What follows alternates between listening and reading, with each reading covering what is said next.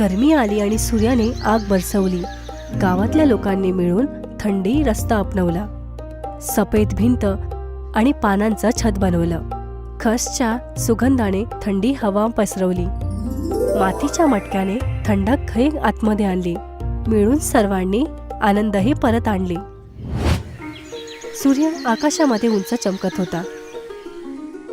जमीन खूप सुकलेली आणि पिवळी दिसत होती. हलकी हवाही येत होती, जी हळूहळू धुळीला उडवत होती. दूर एक झाडाजवळ एक गाय उभी होती आणि आपली शेपटी हलवत होती. गावामध्ये चारीकडे शांतता होती. तिथे ना वीज होती, नाही पंख्याचा काही आवाज येत होता. चंदा आणि राजू झाडाखाली बसले होते.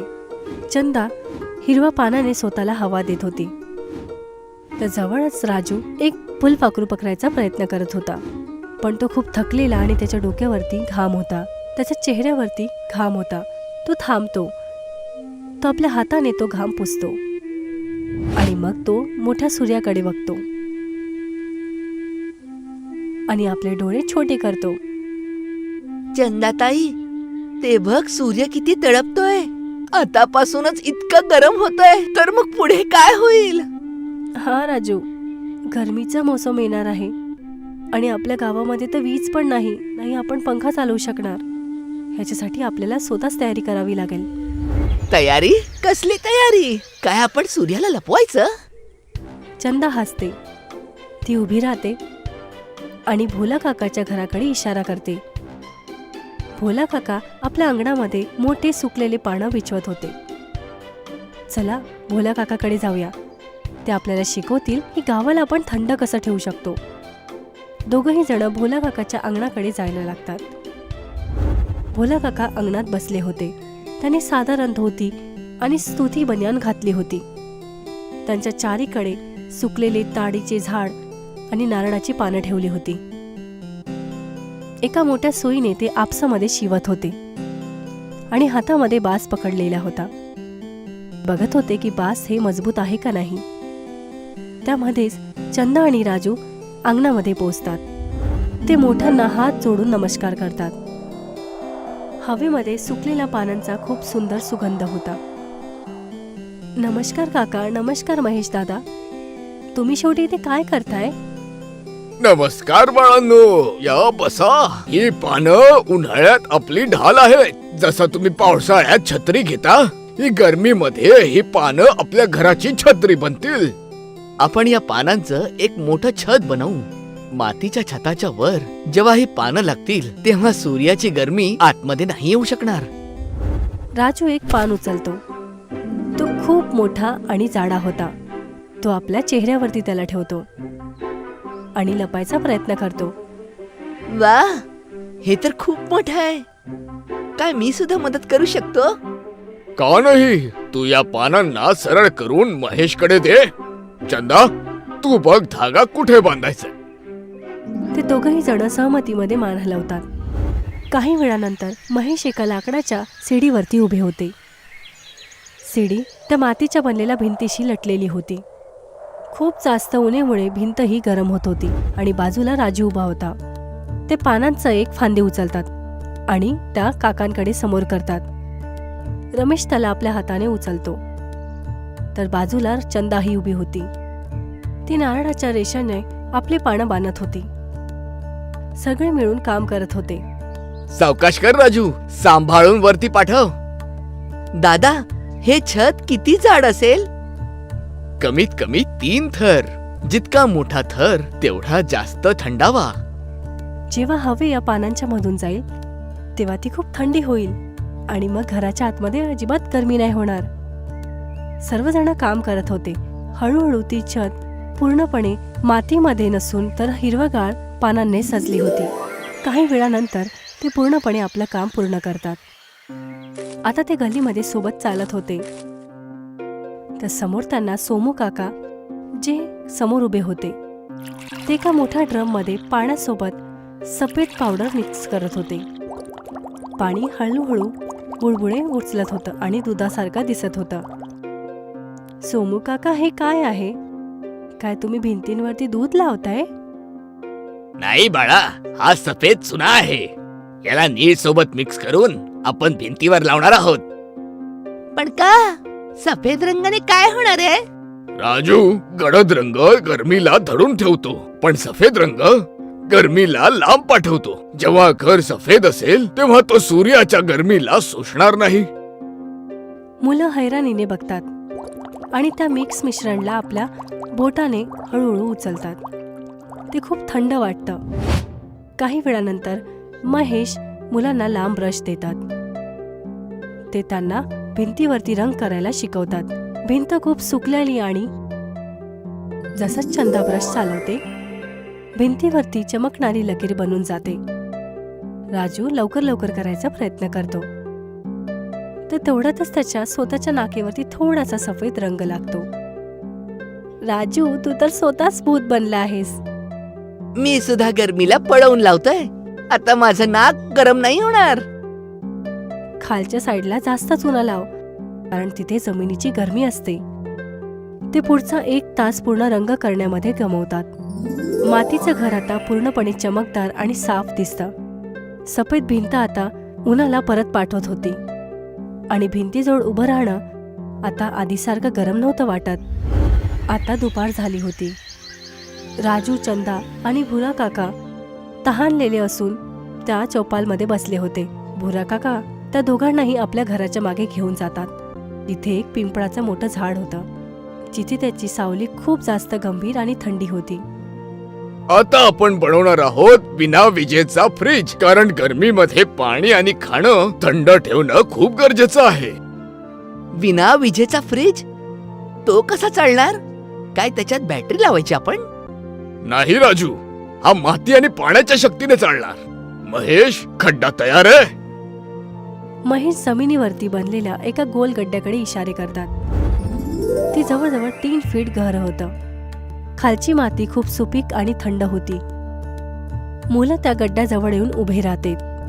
सोमू काका 2 मोठे मातीचे मटके घेऊन बाहेर येतात. एक मटका खूप मोठा आहे, तर एक मटका एवढा छोटा आहे की तो मोठ्या मटक्याच्या आतमध्ये येऊ शकेल.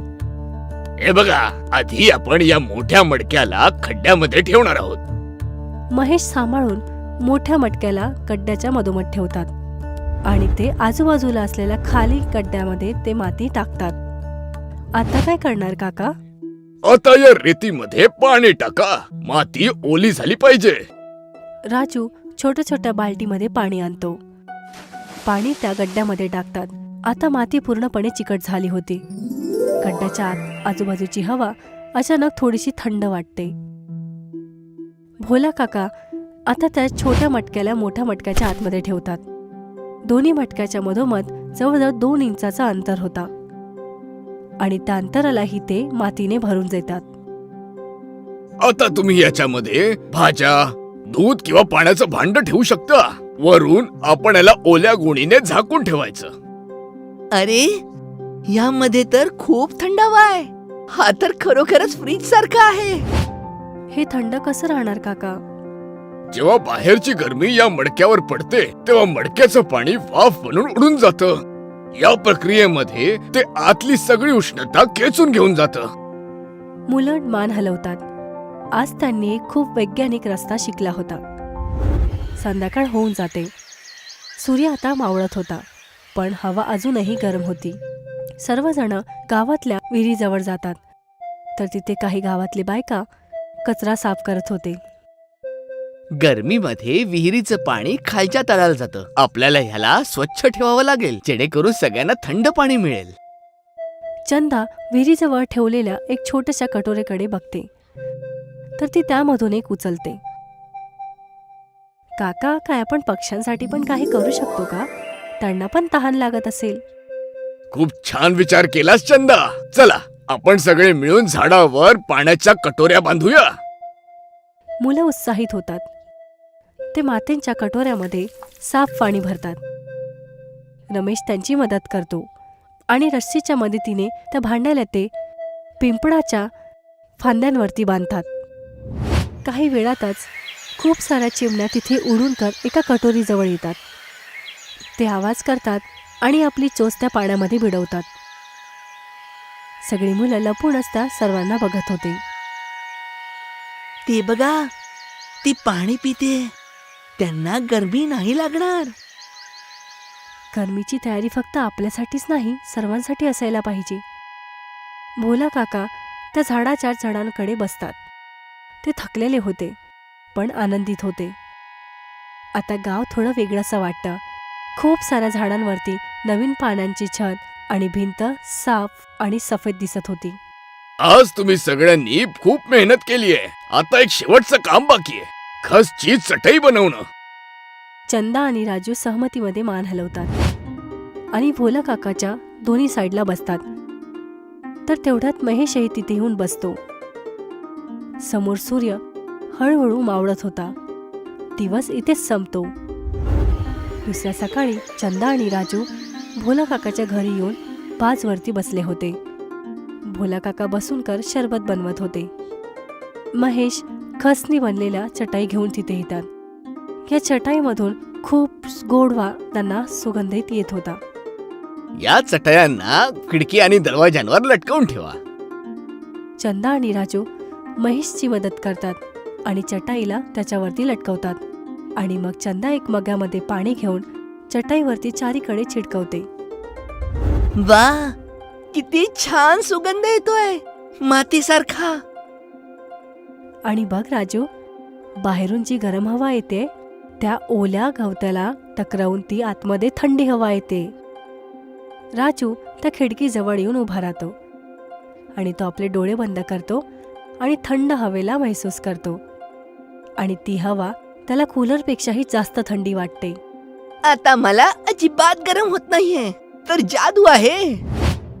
दुपारपर्यंत भोला काकाच्या खोली बाकी गावातल्या लोकांपेक्षा जास्त थंड वाटतं. दुसरे गावातली लोक भोला काकाची घरं बघतात. सफेद भिंत आणि खसची चटाई बघतात, तरीही प्रश्न विचारतात. आओ भोला काका, तुमच्या घराजवळ तर खूप थंडावा जाणवतोय. आम्हाला पण सांगा ना, हे तुम्ही कसं केलं? ही सगळी या मुलांची मेहनत आहे. हे शिकले की विजेशिवाय सुद्धा की आपण निसर्गासोबत मिळून स्वतःला कसं थंड ठेवू शकतो. गावातली लोक आपसामध्ये बोलतात. ते मिळून ठरवतात की ते एक दुसऱ्यांची मदत करतील आणि गावातल्या सगळ्या घरांना असंच बनवतील. चला, आपण सगळे मिळून एकमेकाला मदत करूया. आपण पूर्ण गावालाच थंड करून टाकू. सगळेजण सहमतीमध्ये आपले मान हलवतात आणि मग सर्व मिळून काम करायला चालू करतात. राजू आपल्या मित्रांसोबत खसची चटाई बनवत होता. चंदा लोकांच्या भिंतींवरती सफेद रंग चढवत होती. महेश, भोला काका, सोमू काका त्या पानांपासून छत बनवत होते. हळूहळू सगळे घर तयार होत होते. खिडकींवरती खसची चटाई लावली होती आणि त्यावरती पाणी छिडकलं जात होतं. आता प्रत्येक घराच्या आतमध्ये थंडी हवा चालू होती. लोक गरमीपासून राहत मिळवून खूप आता आनंदित होते. पूर्ण गाव आता एकत्र येऊन आनंदी झालं होतं. आणि मग 1 महिन्यानंतर गरमी आपल्या चरमसीमावरती होती. सूर्य खूप जास्त जळत होता, पण गावामध्ये आता शांतता होती. लोक त्या हिरव्या पानांच्या खाली आपापल्या अंगणामध्ये बसले होते. आता कोणीही जण गरमीची तक्रार नव्हती करत. तर तिकडे चंदा आणि राजू आपल्या घरामध्ये बसले होते.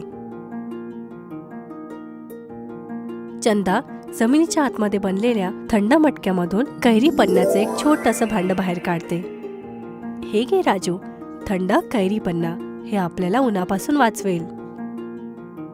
राजू एक त्यामधून घूट घेतो आणि त्याला खूप आनंद होतो. ताई, हे तर शहरातल्या फ्रीजपेक्षाही जास्त थंड आहे आणि यात कुठला आवाजही येत नाही. हा, कारण हे कुदरती आहे. तर तेवढ्यातच भोला काकांचा आवाज येतो.